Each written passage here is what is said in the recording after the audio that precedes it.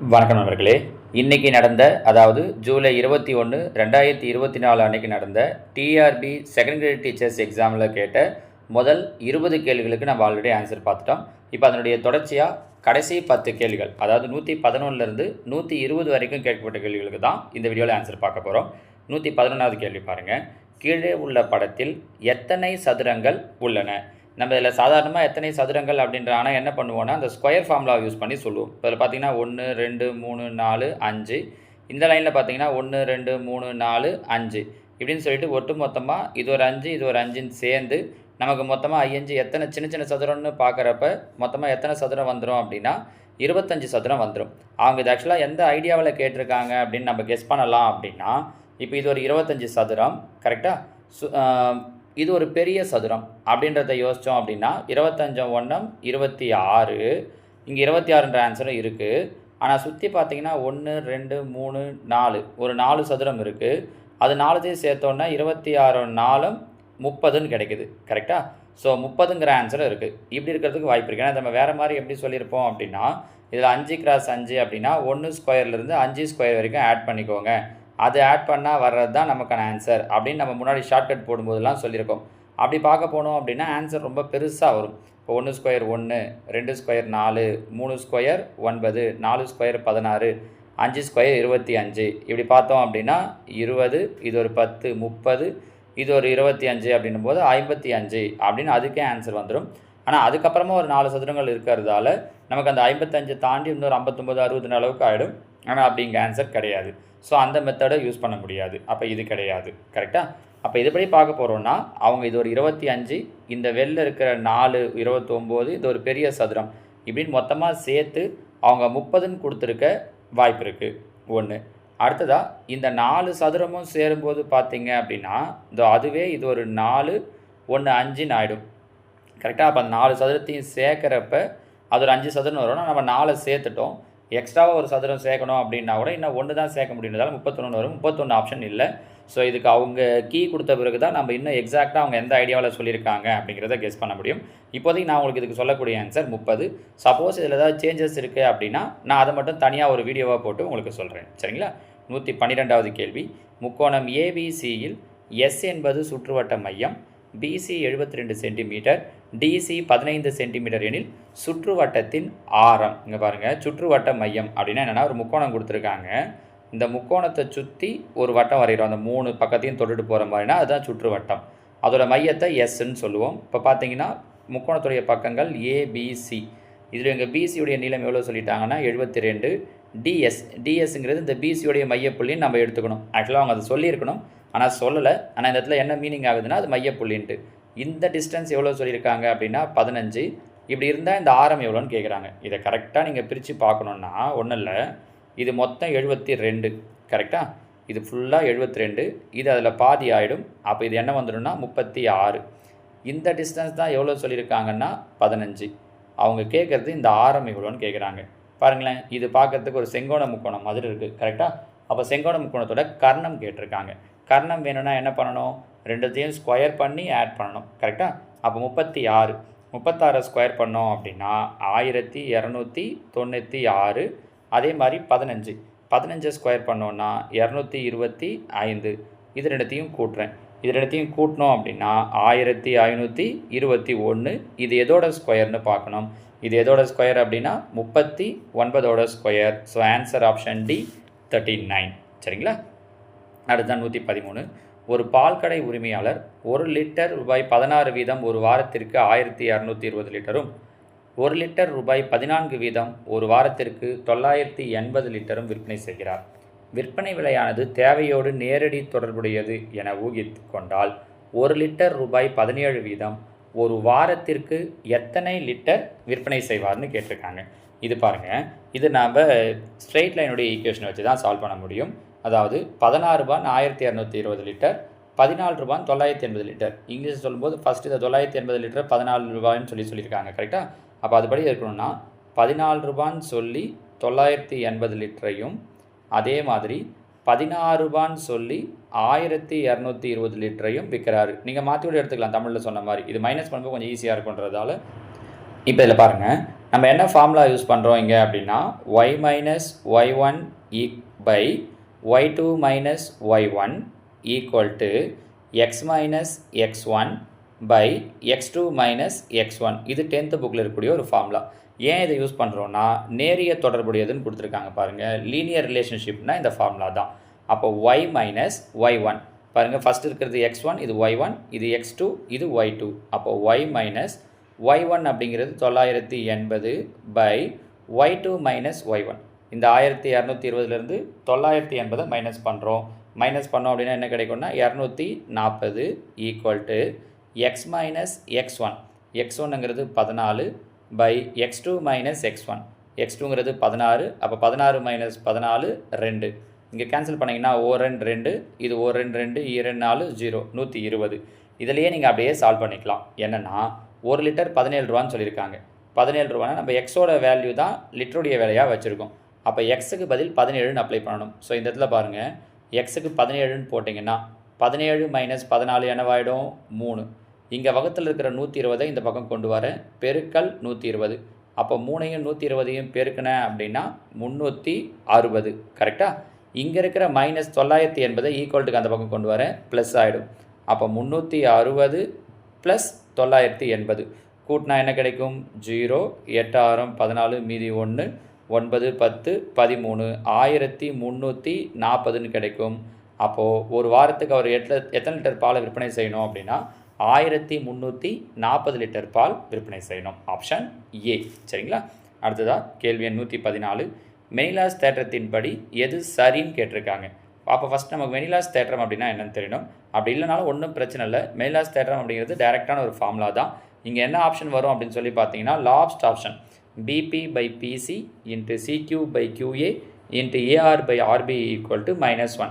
10th புக்கில் டைரெக்டாக கொடுத்துருக்கக்கூடிய தேற்றம் இது. நம்ம ஒரு 2-3 தேற்றங்கள் எக்ஸ்பிளைன் பண்ணியிருப்போம். அதில் சிவாஸ் மெல்லாஸ் தேற்றம்லாம் நம்ம எக்ஸ்பிளைன் பண்ணலை. ஆனால் அவங்க கேட்டிருக்கிறது இந்த மெல்லாஸ் தேற்றத்தை தான் நேரடி கொஸ்டினாகவே கேட்டிருக்காங்க. இதை எப்படி ஞாபகம் வச்சுக்கலாம் அப்படின்னு கூட நம்ம பார்க்கலாம். ஒன்றும் இல்லை, இங்கே முடிகிற எழுத்தில் ஆரம்பிக்கணும். பின்னு முடிஞ்சிருக்கு, பின்னு ஆரம்பிச்சிருக்கு. சி முடிஞ்சிருக்கு, ஆனால் இங்கே கியூன்னு ஆரம்பிக்குது, இது கிடையாது. இங்கே சின்னு முடிஞ்சிருக்கு, இங்கே பின்னு ஆரம்பிக்குது, இது கிடையாது. இங்கே பின்னு முடிஞ்சது, பின்னு ஆரம்பிச்சது. சின்னு முடிஞ்சு சின்னு ஆரம்பிக்குது, கியூன்னு முடிஞ்சு கியூ ஆரம்பிக்குது. ஆனால் ஏன்னு முடிஞ்சு ஆறுன்னு ஆரம்பிக்குது, இது கிடையாது. ஆனால் இங்கே பாருங்கள், பியில் முடிஞ்சு பி, சியில் முடிஞ்சு சி, கியூவில் முடிஞ்சு கியூ, ஏவில் முடிஞ்சு ஏ, ஆரில் முடிஞ்சு ஆர். சரியா? ஸோ இந்த மாதிரி இருந்துச்சுன்னா இது மெல்லாஸ் தேற்றம் நம்ம ஞாபகம் வச்சுக்கலாம். So answer option D. அடுத்து பாருங்கள் 115. Root of 2756.25 plus root of 27.5625 மதிப்புன்னு கேட்டிருக்காங்க. இப்போ இது எதோட ரூட், இதுக்கு ரூட் எடுத்தால் என்ன வரும்னு தெரிஞ்சால் போதும். ரூட் எடுக்கிறதுக்கு நிறைய வழிகள் இருக்குது. அதுபடி நம்ம இது எதோட ஸ்கொயர் அப்படின்னு சொல்லி பார்த்தோன்னா 52.5 ஸ்கொயர் பண்ணோன்னா இந்த ஆன்சர் கிடைக்கும். இது அதே நம்பர் தான், பாயிண்ட்டுக்கு அப்புறம் 4 டிஜிட் இருக்குது. அப்போ ரூட் எடுக்கும்போது என்ன வரும்னு பார்த்தீங்கன்னா பாயிண்ட்டுக்கு அப்புறம் 2 டிஜிட் வரும். ஸோ 5.25 ரெண்டுத்துக்கு நடுவில் கூட்டல். அப்போ ப்ளஸ் பண்ணோம் அப்படின்னா 5 7 7 5. So answer 57.75 option A. சரிங்களா? அடுத்ததாக கேள்வி 116. 20 அடி நீளமுள்ள ஏணி தரையிலிருந்து 16 அடி உயரத்தில் சுவரினை தொடுமாறு சாய்த்து வைக்கப்பட்டுள்ளது எனில் சுவரிலிருந்து ஏணியின் அடிப்பகுதியானது எவ்வளவு தூரத்தில் உள்ளது? ஒன்றும் இல்லை பாருங்கள், இது நம்ம ஏற்கனவே ட்ரிக்னாமெட்ரியில் சொல்லும்போது இந்த விஷயத்தை சொல்லியிருக்கோம். இது ஏணியை எத்தனை அடின்னு சொல்லியிருக்காங்க 20 ஃபீட். ஏணியோடைய ஹைட் வந்து 20. தரையிலிருந்து எவ்வளோ அடி உயரத்தில் சுவரை தொடுதுன்னா 16 அடி உயரத்தில். அப்போ அந்த அடி எவ்வளோ தூரத்தில் இருக்குன்னு கேட்குறாங்க. இது ஒரு செங்கோண முக்கோணம். கர்ணம் தெரிஞ்சிடுச்சு, பக்கம் தேவை. அப்போ என்ன பண்ணால் போதும், 20 ஸ்கொயர் பண்ணோம் அப்படின்னா 400, 16 ஸ்கொயர் பண்ணோன்னா 256. கர்ணம் தேவைன்னா ஸ்கொயர் பண்ணணும், கர்ணம் தெரிஞ்சிச்சுன்னா மைனஸ் பண்ணணும். அப்போ மைனஸ் பண்ணிங்கன்னா 144. 144ங்கிறது இதோட ஸ்கொயர் 12ஓட ஸ்கொயர். அப்போ அடிப்பகுதி எவ்வளோ தூரத்தில் இருக்கும்னா 12 அடி தூரத்தில் இருக்கும். Option C. கேள்வி எண் 117. 7வது ஃபிபோனசி எண் எது? நம்ம ஃபிபோனசி எண்களுக்கு பற்றி தனியாகவே ஒரு வீடியோ போட்டிருக்கோம். அதுபடி 1 1ங்கிறது முதல் 2 ஃபிபோனசி நம்பர். அடுத்தடுத்து கண்டினியூவாக என்ன வரும்னா 1 1 கூட்டினா 2, 2 1 3, 3 2 5, 5 3 8, 8 5 13 வரும். அவங்க கேட்குறது 7வது எண் 1 2 3 4 5 6. 7வது நம்பர் என்ன கிடைக்குதுன்னா 13. So answer option D 13. சரிங்களா? அடுத்ததாக கேள்வி எண் 118.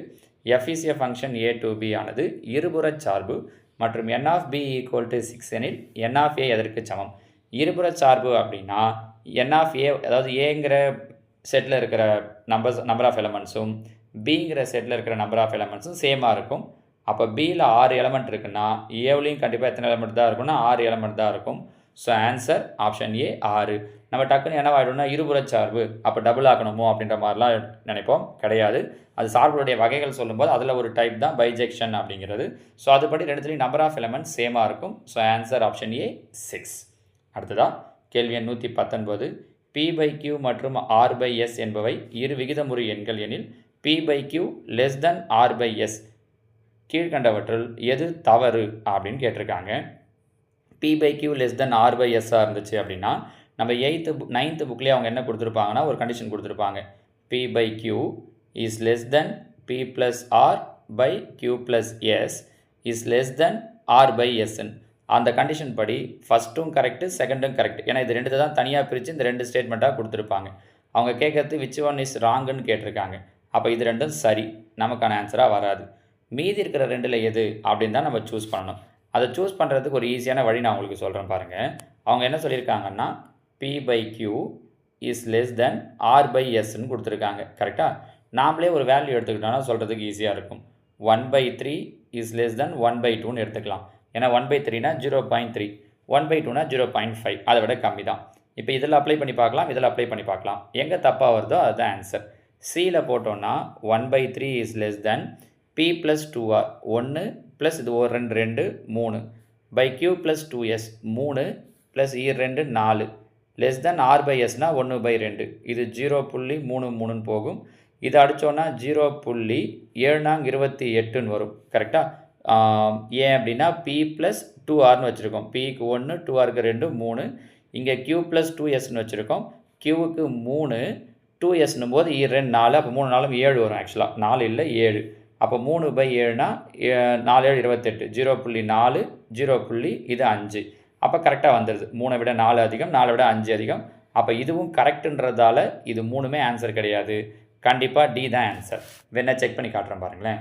p/q 1/3 less than p + 1 1 + 1 2 by q + 1 3 + 1 4 less than r/s r/sனா 1/2. இது 0.3 less than 2 4 அடிச்சிங்கன்னா 0.5 1 2 2 4. இது less than 0.5. என்ன அர்த்தமாயிடுது? 0.5ங்கிறது 0.5 விட சின்னதுன்னு அர்த்தமாயிடுது பாருங்கள். கிடையாது, ரெண்டும் ஈக்குவல். ஸோ இந்த ஸ்டேட்மெண்ட் தான் தப்பாக வருது. ஸோ ஆன்சர் டி தான் நமக்குண்டான சரியான விடை. சரிங்களா? கேள்வி எண் 120. இந்த கொஷின் பேப்பரில் அவங்க கேட்டிருந்தா கடைசி கொஷின். PQR என்பன ஒரு கோடமை புள்ளிகள் எனில், அதாவது PQR இது 3 ஒரே கோட்டில் அமைஞ்சிருக்கு அப்படின்னா இப்படி இருக்கும். PQR PQ = PR. இந்த டிஸ்டன்ஸும் இதுவும் சமம்னு சொல்கிறாங்க. நமக்கு நல்லா தெரியுது பாருங்கள், வாய்ப்பே இல்லை, இது கிடையாது. PQ + QR = PR. இதையும் கூட்டினா இந்த ஃபுல் லென்த்து கிடைக்கும். ஆமாம், கரெக்டு தானே? அப்போ இதுதான் சரி. ஏன் மீதி தப்புன்னு பார்த்துடலாம். PQ - QR = PR. இதிலேருந்து இதை மைனஸ் பண்ணால் இந்த ஃபுல் லென்த்து கிடைக்குன்றாங்க. வாய்ப்பில்லை. QP + PR இதையும் PR மொத்தத்தையும் கூட்டினா இந்த பாதி கிடைக்குன்றாங்க. இந்த பாதியும் மொத்தத்தையும் கூட்டினாலும் பாதி கிடைக்காது. இதுவும் வாய்ப்பில்லை. ஸோ கரெக்டான விடை option B, PQ + QR = PR. சரிங்களாமா? ஸோ இதோட இந்த டிஆர்பி செகண்ட் கிரேட் டீச்சர்ஸ் எக்ஸாமில் கேட்ட 30 கேள்விகளுக்குமான விடைகள் முடியுது. இந்த 30ல் நீங்கள் எத்தனை கேள்விகளுக்கு சரியாக விடை அளிச்சிருக்கீங்க அப்படிங்கிறத கீழே கமெண்டில் சொல்லுங்கள். மார்க் கம்மியாக இருக்குது அப்படிங்கிறதுக்காகலாம் மனசு சோர்ந்துடாதீங்க.